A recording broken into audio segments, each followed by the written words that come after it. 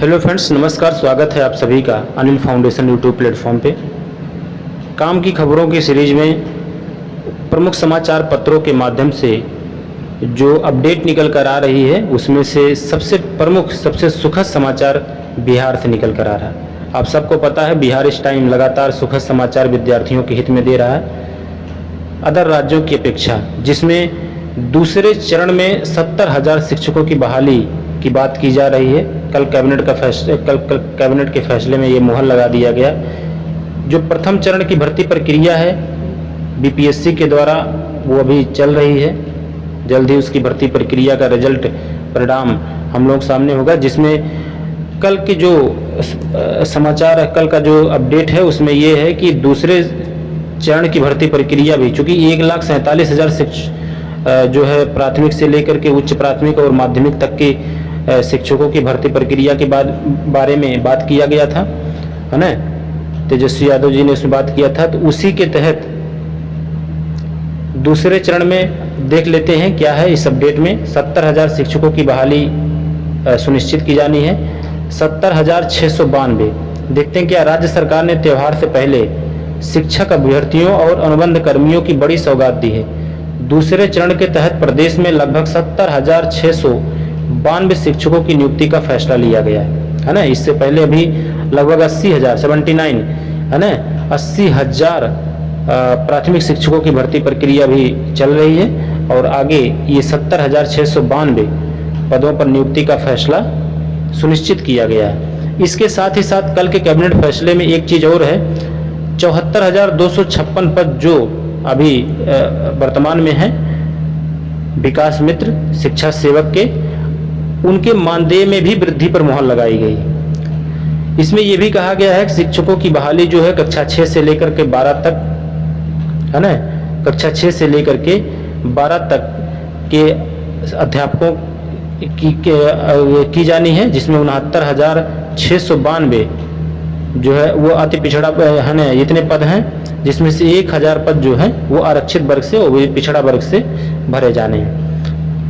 ये भर्ती प्रक्रिया आप सबको पता है, जो बिहार शिक्षक सेवा नियमावली 2023 में अभी संशोधन हुआ है, उसी के तहत की जाएगी। कहने का मतलब ये है, अभी तक बिहार में जो भर्ती प्रक्रिया होती थी शिक्षकों की, उसमें बिहार का निवासी होना कंपलसरी था, लेकिन अब भारत की नागरिकता, है ना, शिक्षक सेवा नियमावली में भारत की नागरिकता मान ली गई है। तो हर राज्य के निवासी इसमें जो विद्यार्थी अभ्यर्थी इसमें आवेदन कर सकेंगे। अक्टूबर से संभावित है इसका जो है वो आवेदन लिया जाएगा, है ना, फॉर्म भरा जाएगा। कक्षा 6 से 8 तक अलग अलग पदों पर ब्यौरा दिया गया है। कक्षा 6 से लेकर के 8 तक 31,000 पद हैं, लगभग 32,000 हैं, और 9 से 10 तक हाई स्कूल में 18,000 और इंटरमीडिएट में भी 18,000 है। अब बात ये उठती है, सवाल ये उठता है कि इसमें कौन कौन लोग भरेंगे। देखिए 6 से 8 तक, चूँकि प्राइमरी में अब चूँकि बीटीसी के लोग ही भर सकते हैं, डीएलएड के ही बच्चे प्राइमरी के लिए अलाउ हैं, है ना, 11 अगस्त के सुप्रीम कोर्ट के डिसीजन के अनुसार। अब जो ये भर्ती आई है कक्षा 6 से 8 तक, इसमें बीएड के भी अभ्यर्थी एलिजिबल हैं, है ना। अब इसमें सवाल ये उठता है क्या बीटीसी के भी एलिजिबल हैं। देखिए अभी कुछ दिन पहले एक समाचार पत्र के माध्यम से बोला गया था कि कक्षा 6 से 8 तक भी जो है बीटीसी के अभ्यर्थी, तो मान कर चलिए कि बीएड और बीटीसी दोनों के जूनियर में जो है वो अलाउ हैं। लेकिन बिहार से अलग अदर स्टेट के जो अभ्यर्थी हैं उनके लिए सीटेट जूनियर पास होना जरूरी है ना। सीटेट जूनियर वो जनरल में 90+ होना उनका ज़रूरी है। तो ये चीज़ आप ध्यान रखेंगे, और जब फॉर्म आएगा उसके बाद उसमें सारा नोटिफिकेशन, सारा डिटेल रहेगा, उसको आप देख सकते हैं। कुछ लोगों का मानदेय भी बढ़ाया गया है, कुछ कर्मचारियों का, जैसे विकास मित्र हैं, बहुत ज़्यादा मानदेय बढ़ाया गया भाई, 13,700 से 25,000 कर दिया गया। शिक्षा सेवक 11,000 से 22,000 रुपया। रसोइयों का सैफ जवान, ये जूनियर कमीशन कोई ऑफिसर हैं, है ना, इनका 20,000 से 23,000 कर दिया गया है। रसोइयों का मानदेय 13,110 से लेकर 15,000, बहुत है। यूपी में तो शायद 1500 रुपये मिलते हैं, 1500 या 2,000 रुपये रसोइयों को मानदेय मिलता है। बताइए बिहार में इतना आगे है, 15,000 रुपये रसोइयों का मानदेय मिल रहा है। कितनी अच्छी बात है ये, है ना।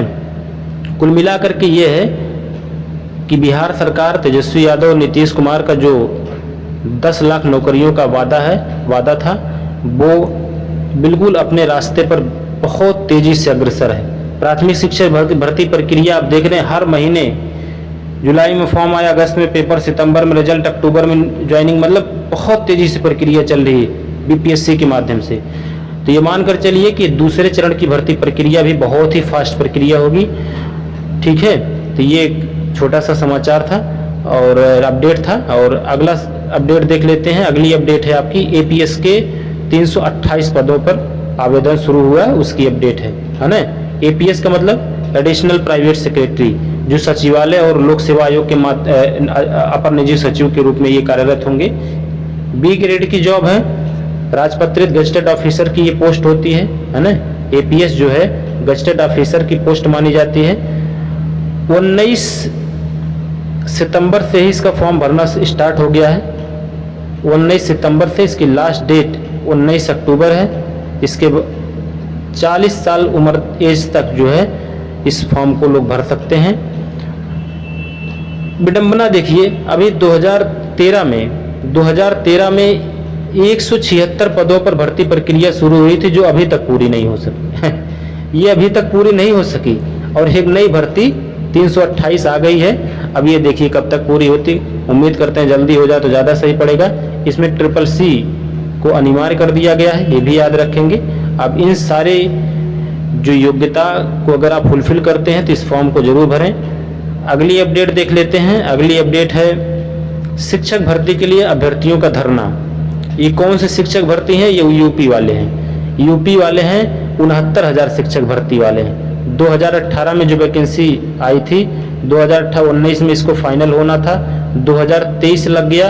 अभी भी कुछ लोग इसमें विसंगति में अपना धरना प्रदर्शन लेकर के अपनी मांग कर रहे हैं। 2249 अभ्यर्थी ऐसे हैं जो शायद 1 नंबर से रुके हैं। वो अपने लिए लगभग 40-43 दिनों से इको गार्डन लखनऊ में धरना प्रदर्शन लगातार कर रहे हैं। और ये एक छोटा सा अपडेट था, ठीक है। अब इनकी मांगे कैसे मानी जाती हैं, कब पूरी होती हैं, अब वो सब तो सरकार जाने। एक छोटी सी अपडेट और निकल कर आई है जिसमें रेलवे से है। रेलवे में बता रहा है कि 2,50,000 से ज़्यादा पद खाली है। जाहिर सी बात है, रेलवे इतनी बड़ी संस्था है तो इतने पद तो खाली रहेंगे। इसमें एक प्रश्न के जवाब में राज्यसभा में रेल मंत्री जी ने इसमें जवाब दिया है कि 2019 तक के खाली पदों को हमने पूरा भर दिया था, है ना। उसकी भर्ती जो है, उसकी ज्वाइनिंग प्रक्रिया भी 2023 तक इस साल तक लगातार होती रही है। आरआरबी, एनटीपीसी और लेवल 1 के पोस्ट के माध्यम से 2023 की स्थिति 1 जुलाई 2023 की स्थिति के अनुसार रेलवे में अभी भी 2,63,913 पद रिक्त हैं। जाहिर सी बात है, अगर पद रिक्त हैं तो भविष्य में वैकेंसी आने की संभावना जरूर है, जिसमें से नॉन गजेटेड ऑफिसर के जो ज़्यादातर यही होते हैं, सुरक्षा और संरक्षा से संबंधित 2,61,233 पद हैं और गजेटेड ऑफिसर के जो हैं वो 2,680 पद खाली हैं, ठीक है। ये आज की कुछ न्यूज़ अपडेट थी, ठीक है। इसी तरीके के दोस्तों, इसी तरीके के अपडेट को पाने के लिए आप अनिल फाउंडेशन यूट्यूब चैनल से जरूर जुड़ जाइए। लगातार आपको ये अपडेट मिलती रहेंगी, ठीक। एक ही प्लेटफॉर्म पे आप मल्टीपल इन्फॉर्मेशन आपको मिलती रहेंगी। तो इसी तरीके के अपडेट को पाने के लिए आप चैनल को अगर सब्सक्राइब कर लिए हैं तो अपने दोस्तों के जो पढ़ने लिखने वाले बच्चे हैं उनकी स्टडी ग्रुप में या उनके व्हाट्सएप पे आप इसको ज़रूर शेयर करें। और अगर अपडेट अच्छी लगी हो, सुखद लगी हो, तो निश्चित रूप से आप वीडियो को लाइक करें और वीडियो को लास्ट तक देखें। इसके लिए बहुत बहुत धन्यवाद। Thank you very much.